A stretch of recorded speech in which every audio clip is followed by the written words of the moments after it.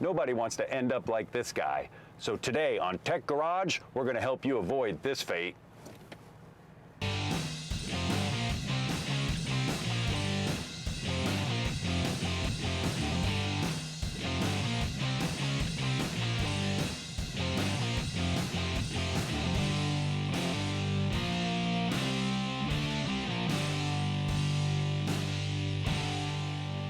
Welcome to Tech Garage, presented by Advance Auto Parts.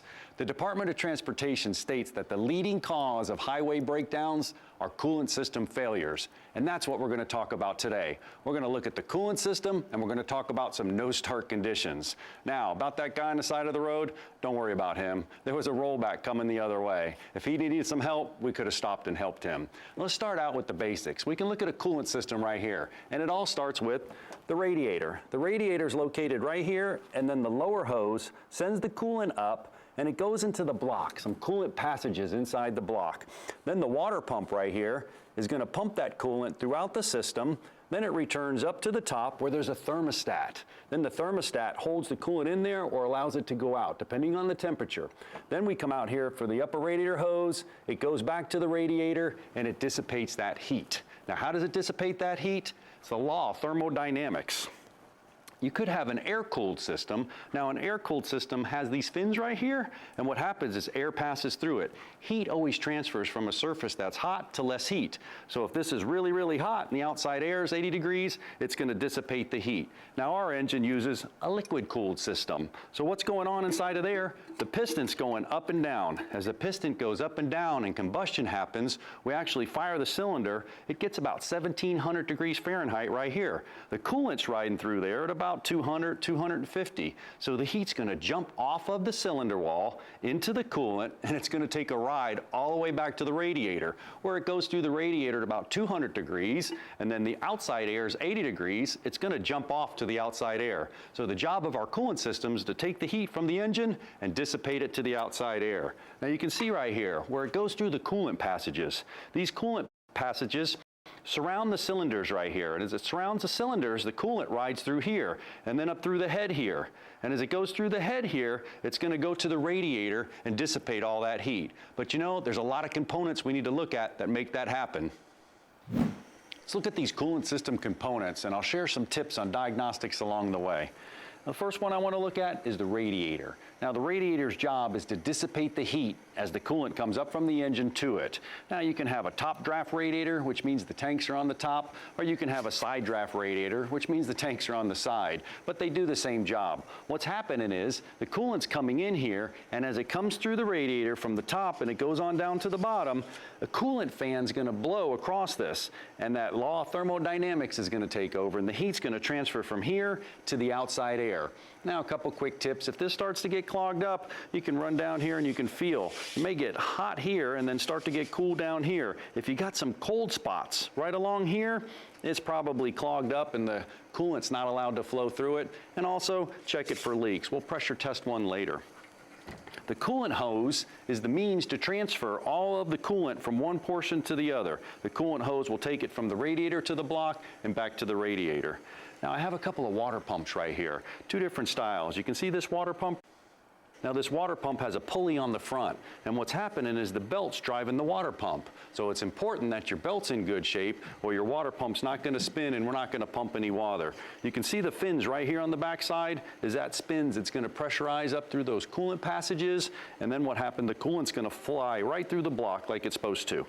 Over here is a different type of water pump. This one here, the pulley's on the front, straps onto a 350 block. You can see here, the fins are serving the same function, but yet I got a couple seals here that you can see. If your water pump's leaking, it may be leaking through the front through these seals. Sometimes these pulleys start to wear out and you can hear some water pump noise. You can just reach down there to your coolant fan, if it's a mechanical fan, and feel that pulley. Now, the last piece of the puzzle is a thermostat. And what the thermostat does, it keeps the coolant in the block until it gets hot enough to allow it out. Why? Emissions reasons. We get the block up to temperature a lot quicker, the car's going to pollute less. It's going to have better emissions. Now, here's the deal.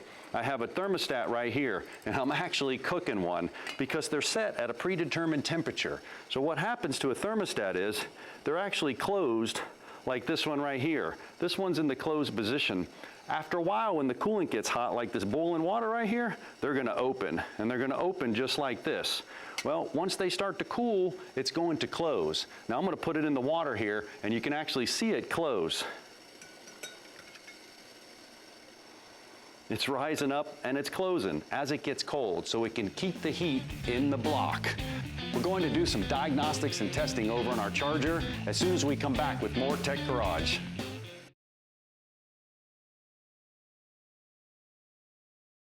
This edition of Tech Garage, presented by Advance Auto Parts, is being brought to you by Advance Auto Parts. Let's get you back to the garage. Motorcar Parts of America, quality built to last. ARP, the world leader in fastener technology. And by Locar, quality plain and simple. And now the email question of the week, presented by Advance Auto Parts. John, I've got an email question here from David in Newport, Rhode Island. He overheated his car and ultimately had to replace the heads. Now the engine's running hot all the time. This is a 2009 Chevy Malibu with a V6. David says the vehicle does fine at highway speeds, but at idle or at a red light, the engine gets really hot. Any advice for David? Brian, that's a tricky one. There could be a number of things going wrong, but it looks like the heads warping are just a result from something getting too hot. And we can take a look at a couple tests that we can perform, but there's two I'd like to do right off the bat. The first one, you could go out there and run your hand up and down the radiator like I did earlier and see if there's any cold spots. Make sure that it's transferring heat. And also, seems like it's getting hot at an idle at a red light. Maybe the fan's not drawing any air through there and no heat transfer is happening. Well, there's two types of fans on vehicles. The first one I want to look at is a mechanical fan. Now, a mechanical fan is driven here by a viscous clutch.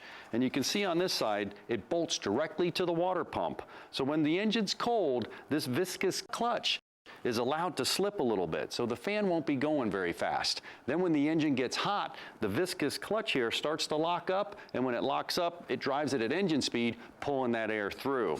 Now the other one is an electric coolant fan. Now my electric coolant fan here is driven by an electric motor, and this turns on depending on the computer. He's going to turn it on when the car gets up to 200 degrees, maybe 250 degrees, just depends on your car. A lot of these will run also when you turn the air conditioning on, because we have to pull air through the condenser in the front in order for it to change states. But if this coolant fan's not running, what's happening when you're sitting at a red light is that heat soak is going into that radiator and it's raising the temperature. But there's a few other tests we need to make, and we're going to do that one on the car. We're going to make several coolant system tests that you can make right out in the garage. Now the first one I want to make is a pressure test. We got to pressure test two things. First of all, the cap. So if I pull the cap off right here, it says it's 18 pounds of pressure on the cap. That raises the boiling point of the coolant if it's pressurized. So what I'm going to do is I'm going to take this adapter right here. I'm going to put it on. Then I'm going to take my pressure tester and I'm going to secure it to the cap. Now what's going to happen is I pump up my pressure tester, you can actually see the pressure goes up. And when the pressure goes up, it'll only go so high and then it starts to blow off. Every time it blows off, that cap's holding the pressure, but yet it's not letting it exceed 18 psi. So that cap's in good shape. Now the next test we can do is we can pressurize the coolant system itself. So I'm going to come over the reservoir here, put it on where the cap went, and I'm going to pressurize the coolant system. And I need to pressurize it up to about 18 psi where it normally sits. So I'll pump it up. And when I pump it up, we'll stop and we'll wait. If this thing is dropping down slowly, what's happening is you have an external leak, which you can simply just go around and look for, or you may have an internal leak, a blown head gasket, coolant actually getting into the engine. If that's the case, you can get one of these combustion leak indicators, just fill this up with fluid, put it on there, run the vehicle. The exhaust gases will turn the liquid different colors, and you'll know you have a blown head gasket. Also, we can address the coolant. Now, I have some old coolant here. This charger is pretty new, so it's good coolant. I'm going to show you what some bad coolant would do. I have a test strip right here. Now, I can take this test strip, and you can get this at any auto parts store. Matter of fact, you can get any of these tools at your local Advance or any store. You can do this right at home. Take this and dunk it in here, and you can see it changes colors. And this is telling you right here, the boiling point and the specific gravity of the coolant, so you know if you have to change your coolant or not. Another thing you can do is you can use a refractometer. Just put some coolant on here, close it, look at the specific gravity of the coolant. One more test is actually electrolysis. You can check your coolant for voltage. I can go across here and I can stick it in the coolant and it's going to produce a little bit of voltage there. This coolant's in pretty good shape, but if your coolant has more than about 0.3 of a volt, half a volt, it's time to change it because the electrolysis has happened inside the block and it's starting to saturate and you got to flush the coolant. If you want to flush it, you can go down and get one of these flush kits. Now this flush kit hooks up, just takes all the old coolant out and refill it with new coolant and your car will be protected. Well, we looked at all the coolant system from top to bottom. We have to address those no-start conditions and we'll do that as soon as we come back with more Tech Garage presented by Advance Auto Parts.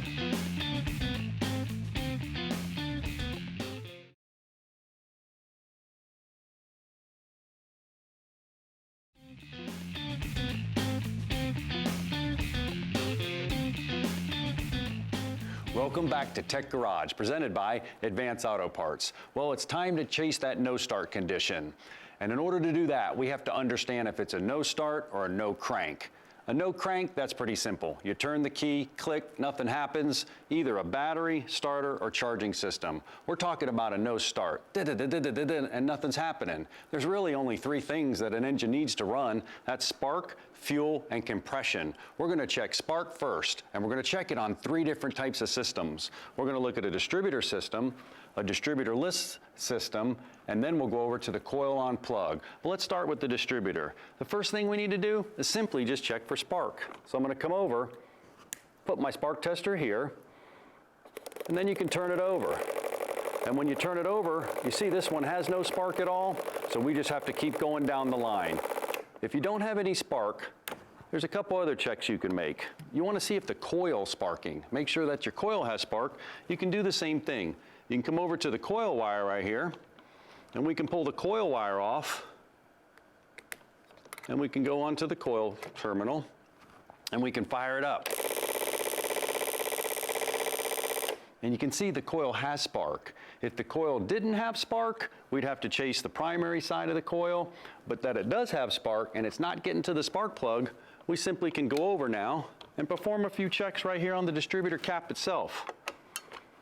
Pull the cap off, take a look inside, make sure there's no corrosion, because a distributor cap and a rotor button's job is to distribute the spark. So if the coil was putting spark in and not getting out, that's a good culprit right here. Also, the rotor button spins around.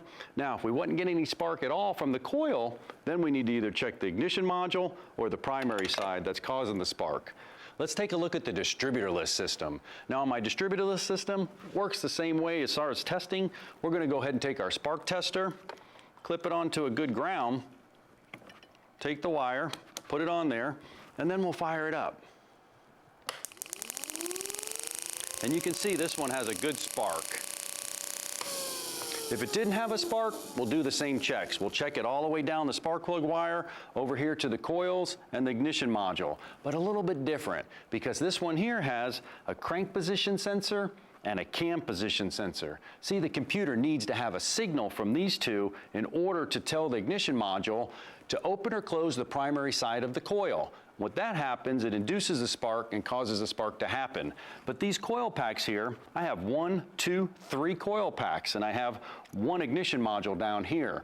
So if you have a no start and you have no spark on all of them, I would suspect the whole ignition module. But if I had a no start or a misfire, perhaps it was just one of the coils that were controlling 2 of the cylinders, so you can replace it that way. Now the last one we need to look at is the coil on plug over on our charger. What does that mean? Well, there's a coil on every single plug. So if you have a 6-cylinder, you're going to have 6 of them. If you have an 8, you're going to have 8 of them. And we're going to run the same test we ran before. So the first thing we need to do is pull the coil off the spark plug and run our spark test. Now you can see here, our coil on plug has the coil up here, the spark plug wire goes directly down and connects to the spark plug. I'm just going to take my spark tester and do the same thing we did before. We're going to put it in there, find a suitable place to put it to, and then we can go ahead and crank the car over. You can see that one sparked. Now that's good. If it didn't spark, we'd have to chase up the system. And the first check we want to make on this car is a cam and crank position sensor, because the primary side feeds the coil. And when it feeds the coil, it opens and closes that primary side, collapsing it, allowing that spark to happen. If we don't have that signal, we're not going to get any spark. And you can see, I have an actual crank position sensor right here and a harmonic balancer with a crank tooth ring on it. So this spins around and sends a magnetic signal to the computer so it knows when to actually start the start sequence. You can see right here, this tooth cut right here, this ring means that it's number 1, so it knows where to start. Now here's a good tip for you. A lot of cars have cam position and crank position sensors. Now the cam position sensor's job is to get the sequential fuel or the sequential firing. The crank position's job is to run the car. If the crank position sensor doesn't work, your car's not going to start. Now all that's left is we need to check the fuel system, and we'll do that right after break here on Tech Garage. What is the role of glycol in coolant? A, to transfer heat. B, to dye the coolant. C, to chemically change the additive packages. Or D, to allow for easier flow. The correct answer is A. Water is an effective heat transfer fluid, but has a limited operating temperature range. Glycol, when combined with water, offers a wider operating temperature range than either fluid used by itself.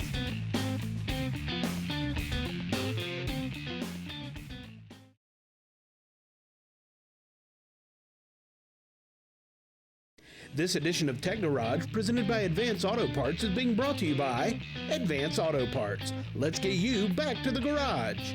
Motorcar Parts of America, quality built to last. Steel Rubber, quality crafted rubber parts and weather stripping. And by Custom Auto Sound, the originator of classic car OEM fit radios since 1977. Welcome back to Tech Garage, presented by Advance Auto Parts. Now, we tackled the spark portion of the no start. It's time to address the fuel issues. And here's a quick tip you can use. If you have a funnel, you can just take the funnel, come over, put it into the filler neck, and listen. But you're probably going to have to crank the car over, because a lot of times it needs that input for the fuel pump to run. If the fuel pump's not running, we'll take it a little further. We'll have to go down and check the voltage down in the tank. And if you come over here, I actually have MotoLogic. Now, professional techs and garages use this MotoLogic system, and you can see here, my power distribution starts right here. And then for my power distribution, my fuse powers up everything, and I got this hot wire coming down to the fuel pump module and then the ground. That's the two we're looking for. We want to check that hot, and we want to check that ground for power. So let's head into the charger and check it out. Now, like I told you, the fuel pump in this charger is up under the seat. So we're going to have to remove the seat. And I got it already loose, so I'll just pull it out. And then what you can see right here is the fuel pump module. Everything's located down in here. So we'll pop the access cover off. And we're looking for this plug right here. Now, just unplug the fuel pump module. The module's located in the tank, and this is a nice access hole to get to it. What I want to do is I want to find those two wires, the blue and the brown wire.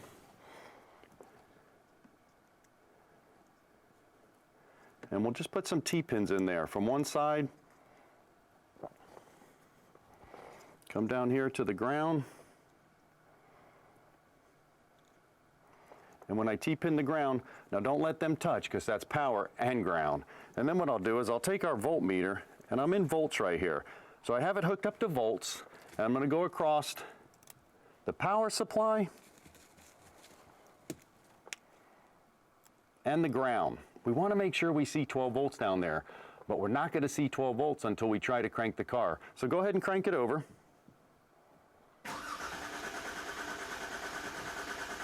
Okay. Now, if you didn't have 12 volts, you'd have to check the control circuit. And there's some other tests we can run, and they're up under the hood. If you think your fuel pump's pumping from the rear, you definitely want to check fuel pressure. You want to make sure that the car has fuel pressure and volume. So hook up a fuel pressure gauge, look at your specifications, and make sure it's the right pumping specifications. Now, there's a few other tests we can make. One of them is you could look at a Noid light. Now, a Noid light actually simulates the injector. And what we're going to do is put a Noid light on and make sure that the computer's pulsing the injector, because that's the control side. If it's not pulsing the injector, you're never going to get any fuel through.